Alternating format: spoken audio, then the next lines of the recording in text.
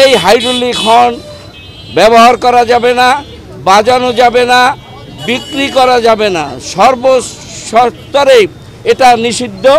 আমরা জনস্বার্থে এই আইনটি কার্যকর করার জন্য আমরা অনুরোধ জানাবো।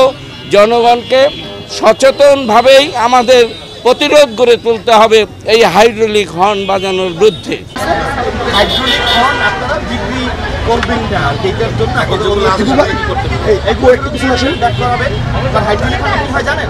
হাইড্রোলিক হর্নে যারা বাচ্চা আছে তারা আস্তে আস্তে বধির হয়ে যায়, মানে কানে কম শোনে। সেটা তো আপনি কি জান, আপনার কি হয়তো জানতেন না, যেহেতু জেনেছেন এরপরে কি আপনার মনে হয় যে আমার হাইড্রোলিক হর্ন বেরোয় যাচ্ছে? এটা কথা বলেন ইনশাআল্লাহ।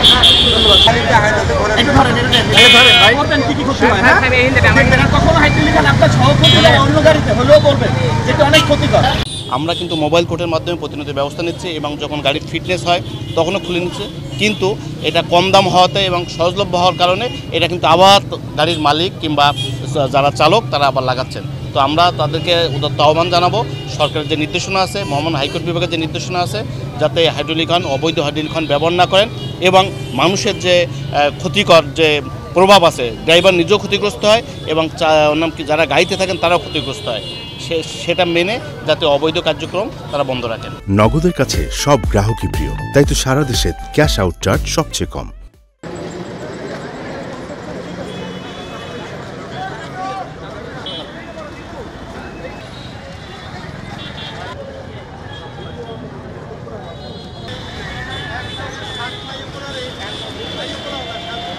হাইড্রোলিক হর্ন বন্ধের জন্য ইতিমধ্যেই আপনারা জানেন যে হাইকোর্টের রায় আছে। এখন প্রয়োজন জনসচেতনতা এবং যার যার জায়গা থেকে এই যে সমস্যাগুলো আছে সেটি অনুধাবন করা, যে আসলে যে একটা মানুষ যখন জানবে যে এটি তার বাচ্চার জন্য ক্ষতিকর, এটি তার বৃদ্ধ বাবা মার জন্য ক্ষতিকর, এটি সার্বিক সমস্ত মানুষের জন্য ক্ষতিকর, পরিবেশের জন্য ক্ষতিকর, তখন এমনিতেই এটি বন্ধ হয়ে যাবে, আমরা বিশ্বাস করি।